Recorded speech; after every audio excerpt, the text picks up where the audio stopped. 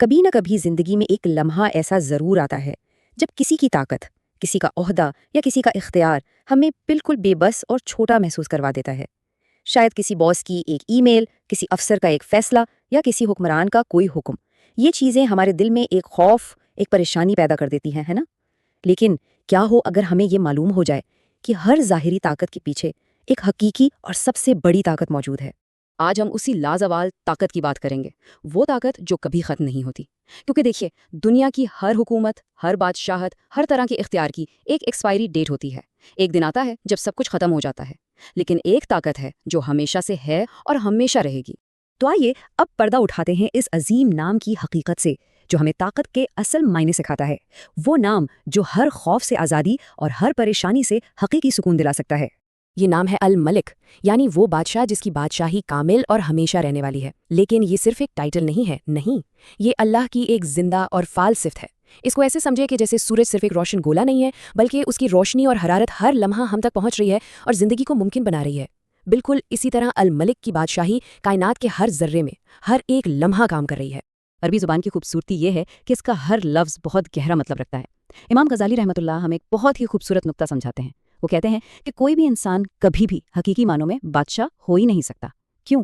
کیونکہ ہر انسان کی طاقت اور علم محدود ہے۔ ہمیں تو یہ بھی نہیں پتا کہ اگلے لمحے کیا ہوگا۔ صرف اور صرف اللہ ہی الملک ہے، کیونکہ صرف اسی کی بادشاہی کامل ہے، لامحدود ہے اور ہر نقص سے پاک ہے۔ اب آئیے چلتے ہیں اس کلام کی طرف جو سب سے سچا ہے۔ دیکھتے ہیں کہ اللہ تعالیٰ خود اپنے پاک کلام قرآن مجید میں اپنے اس نام کے بارے میں کیا فرماتا ہے، کیونکہ سب سے بہترین تعارف تو وہی ہے جو وہ خود اپنی ذات کا کروائے۔ سورۃ الحشر میں اللہ فرماتا ہے، هو اللہ الملک، یعنی وہی اللہ ہے بادشاہ۔ ذرا ٹھہریے اور ان الفاظ کے وزن کو محسوس کیجیے۔ یہ صرف ایک اطلاع نہیں ہے، یہ ایک حقیقت کا اعلان ہے۔ اللہ خود ہمیں بتا رہا ہے کہ اصل حاکم، اصل بادشاہ کون ہے۔ تو جب ہم یا الملک کہہ کر پکارتے ہیں تو ہم صرف ایک نام نہیں پکار رہے ہوتے، بلکہ ہم اس پوری کائنات کی سب سے بڑی سچائی کا اقرار کر رہے ہوتے ہیں۔ ہم یہ تسلیم کر رہے ہوتے ہیں کہ ہماری زندگی، ہماری خوشی، ہمارا غم، ہماری کامیابیاں اور ناکامیاں سب کچھ اسی ایک بادشاہ کے اختیار میں ہے۔ اور اس نام کی عظمت کو ہمارے پیارے نبی رحمت للعالمین حضرت محمد صلی اللہ علیہ وسلم نے ہمیں اپنی زندگی اور اپنی تعلیمات کے ذریعے بہت ہی خوبصورتی سے سمجھایا ہے۔ صحیح بخاری کی ایک حدیث میں آتا ہے، تصور کیجئے اس دن کا جب اللہ تعالیٰ تمام آسمانوں اور زمین کو اپنی مٹھی میں لے لے گا اور فرمائے گا، میں ہی بادشاہ ہوں۔ کہاں ہے زمین کے بادشاہ؟ کہاں ہے وہ تکبر کرنے والے؟ ان الفاظ میں چھپی طاقت کا اندازہ کریں۔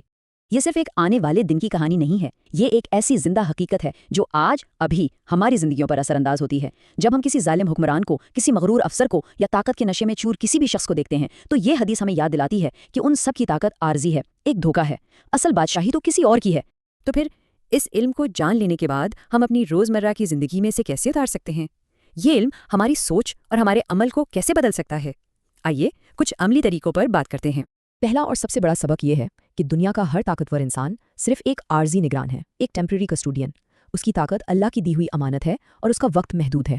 جب یہ یقین دل میں بیٹھ جاتا ہے نا، تو انسان کسی بھی دوسرے انسان کے خوف سے آزاد ہو جاتا ہے۔ پھر چاہے وہ کوئی باس ہو، کوئی افسر ہو یا کوئی حکمران، دل میں یہ سکون رہتا ہے کہ اس کی طاقت اللہ کی طاقت کے سامنے کچھ بھی نہیں۔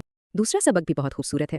جب ہم دنیا میں کسی کی مہربانی دیکھتے ہیں، کسی کی سخاوت یا کسی کی خوبصورتی دیکھتے ہیں تو یہ دراصل اللہ کی عظیم صفات کا ایک چھوٹا سا عکس ہوتا ہے جو اس انسان کے ذریعے ہم تک پہنچ رہا ہوتا ہے۔ اور ہمیں بھی یہ کوشش کرنی چاہیے کہ ہم اپنی زندگی میں ان اچھی صفات کو اپنائیں اور اللہ کی رحمت کا ذریعہ بنیں۔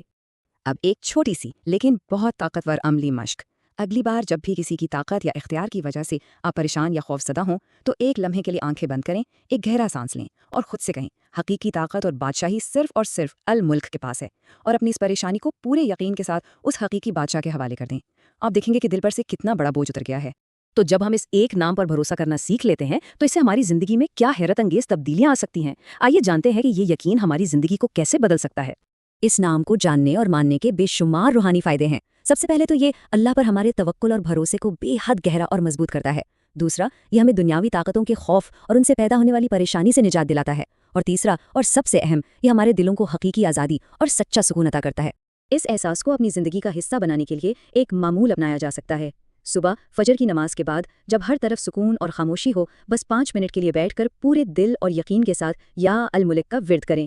تصور کریں کہ کائنات کا بادشاہ آپ کی سن رہا ہے اور محسوس کریں کہ آپ کا دل سکون اور اطمینان سے بھر رہا ہے۔ تو ہمیشہ یاد رکھیں، ہر بادشاہ کے اوپر ایک بادشاہ ہے، ہر طاقت سے بڑی ایک طاقت ہے۔ سوال صرف یہ ہے کہ کیا ہم اپنی زندگی اس سب سے بڑی سچائی کے مطابق گزار رہے ہیں؟ السلام علیکم ورحمۃ اللہ وبرکاتہ۔